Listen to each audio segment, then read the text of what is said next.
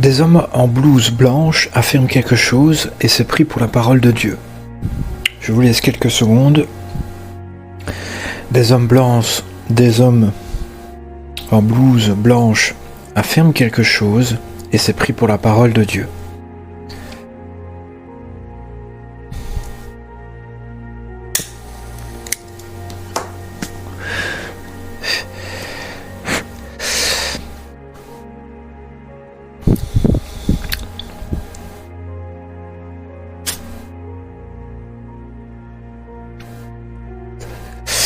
Alors, soyez bien d'accord, ici, ce n'est pas pour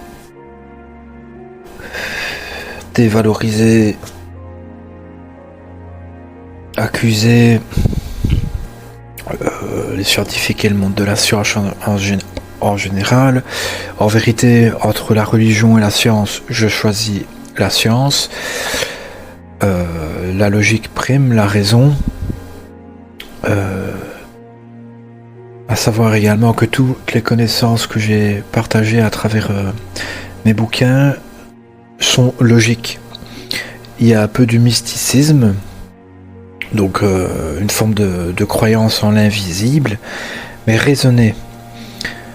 Pour moi, le mysticisme est tout à fait sensé, qu'il y ait une connotation sacrée dans la vie, et qu'il y ait sûrement quelque chose en plus que ce que nous voyons.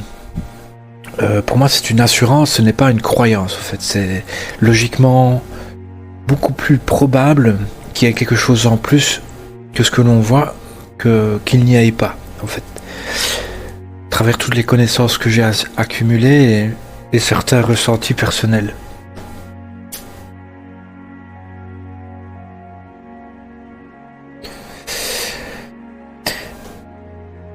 Voilà, mais je voulais mettre le doigt sur le fait que ce soit les religieux ou les scientifiques, c'est pas la parole de Dieu.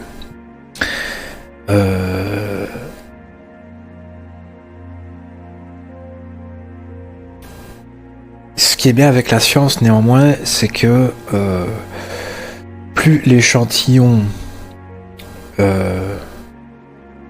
de sujets ou d'objets d'expérimentation est élevé, plus le degré de probabilité, de véracité est élevé. Mais chaque être humain est différent. On est 7 milliards d'êtres humains sur Terre et on est chacun différent tout en ayant bien sûr des points communs, à savoir déjà les 14 points fondamentaux, les 14 besoins fondamentaux de Virginia Anderson. On a tous ces besoins-là. Donc c'est déjà au moins 14 points communs que l'on a entre nous en tant qu'être humain. Mais on a tous un environnement différent, une éducation différente, une culture différente, des goûts différents et une perception différente. Il est impossible que deux personnes aient le même point de vue physiquement, entre deux corps. Il est impossible, ça c'est impossible, que deux personnes aient le même point de vue. Et donc bien sûr, ça s'applique à l'esprit, à la perception de la vie.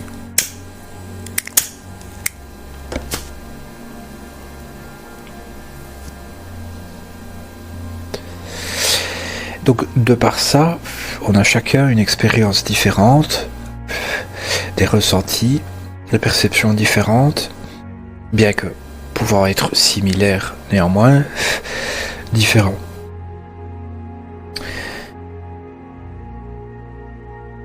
Et donc, c'est pas parce que la science ou la médecine dit tu fonctionnes ainsi, ça doit être comme ça là, et ça se passera forcément comme cela, que c'est le cas. Disons qu'il y a de fortes chances que, mais il y a toujours une probabilité que non, et ça tout bon scientifique le sait. Toute théorie scientifique, il y a toujours, quand une personne émet établit une théorie, une hypothèse, il y aura toujours, sur un groupe de 20 personnes, il y aura forcément un qui ne sera pas d'accord. Alors c'est l'unanimité qui l'emporte. L'idée, et ça, ce que j'apprécie vraiment avec la science, et un vrai scientifique, un vrai esprit scientifique, n'est pas d'apporter la vérité, mais de rechercher la vérité. C'est la recherche qui prime avant l'affirmation. Donc un vrai scientifique doute toujours.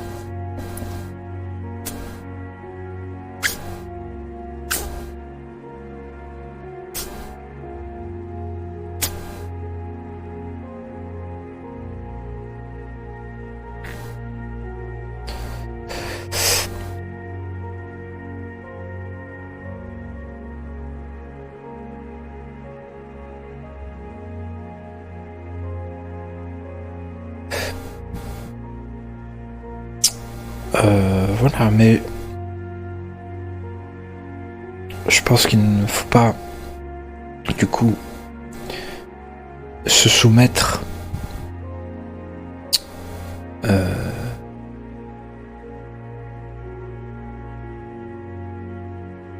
à toutes les explications scientifiques et avoir peur de faire ci ou de faire ça parce que des hommes en blouse blanche l'ont dit ou notre médecin nous a déconseillé. Alors, faut pas être orgueilleux non plus de se dire bon, je pense que la meilleure approche, c'est mon avis, c'est l'expérimentation. L'expérimentation du bien comme du mal et voir par essai-erreur. Tous, chacun dans sa vie, expérimenter. Alors, bien sûr, avec un minimum de précaution, je dis pas expérimenter le danger quand il y a de fortes chances que ce soit négatif. Je pense pas qu'il faut forcément l'expérimenter, mais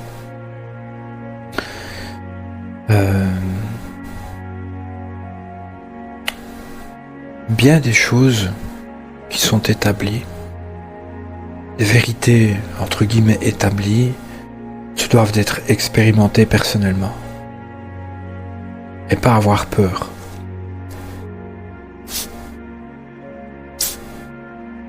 Surtout qu'il y a aussi un autre facteur, c'est que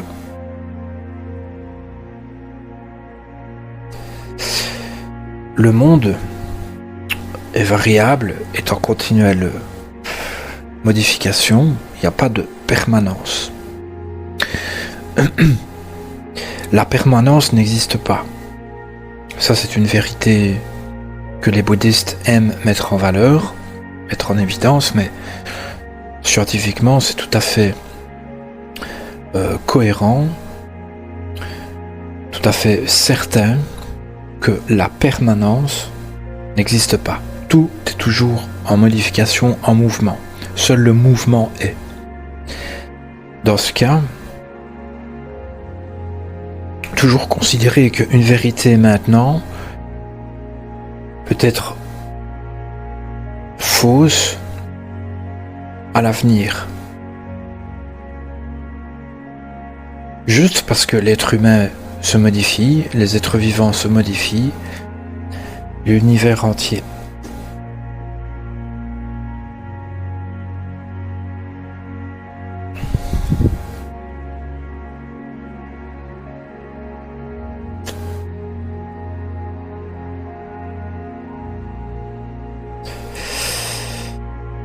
Néanmoins, il y a quand même certaines vérités, parce qu'il y en a qui aiment bien chercher la petite bête et dire oui mais, il y a quand même certaines vérités qu'il est inutile de remettre en doute. Telles que 1 + 1 = 2. J'ai envie de dire les vérités mathématiques, au fait. Dans ce qu'il y a de plus vérace, de ce que l'on connaît, je pense bien que les mathématiques est ce qui se rapproche le plus de ce qui ne peut pas être contestable. 1 plus 1 égale 2, c'est incontestable en fait. Et ceux qui jouent avec les mots, qui cherchent la petite bête, non. Il y a peut-être des vérités absolues, comme 1 plus 1 égale 2, et d'autres vérités, comme on vit et on meurt. Une autre vérité, rien n'est permanent, absolu.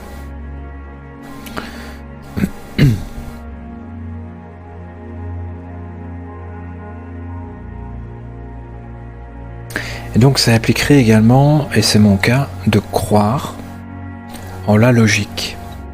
En la logique, c'est-à-dire cause-conséquence.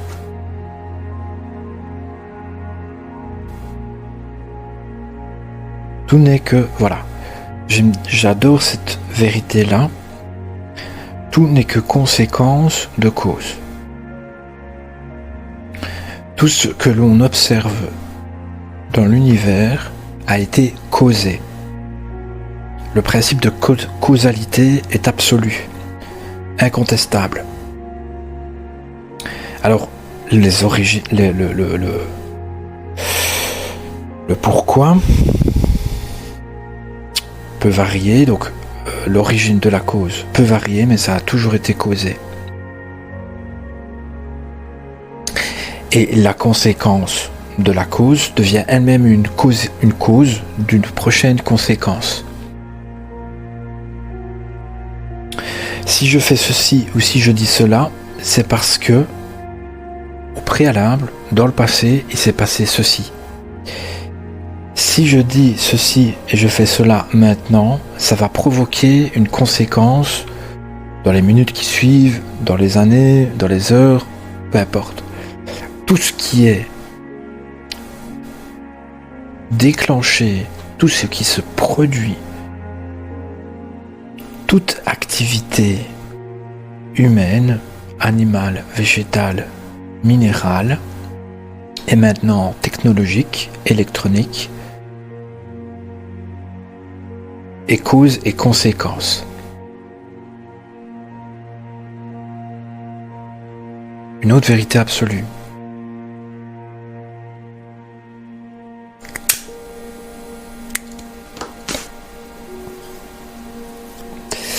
Alors, la parole de Dieu. La parole de Dieu,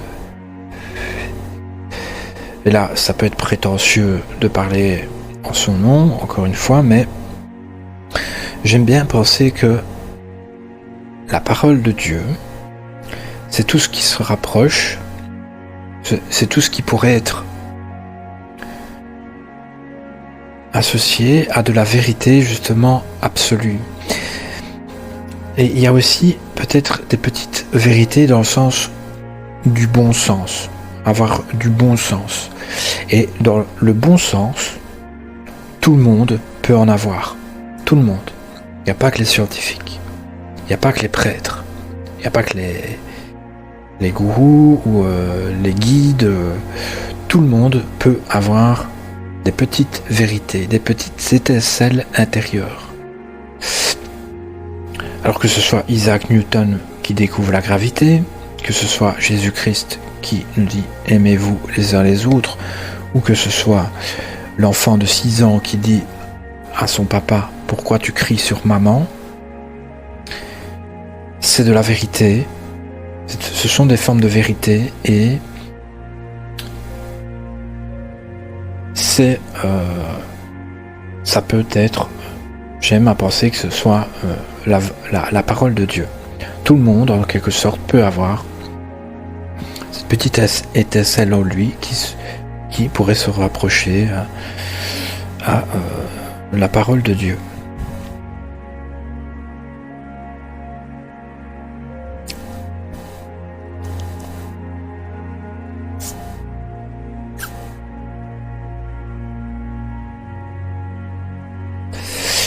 Quand un avocat gagne un procès pour défendre un innocent, c'est la parole de Dieu. Quand la justice est établie face à un incident, un crime qu'on a prouvé, et qu'il est vrai qu'on a prouvé que quelqu'un était innocent, et qu'il est vrai qu'il soit innocent, c'est la parole de Dieu. À l'opposé, quand la justice déclare quelqu'un de coupable et qu'il l'est vraiment, c'est aussi la parole de Dieu.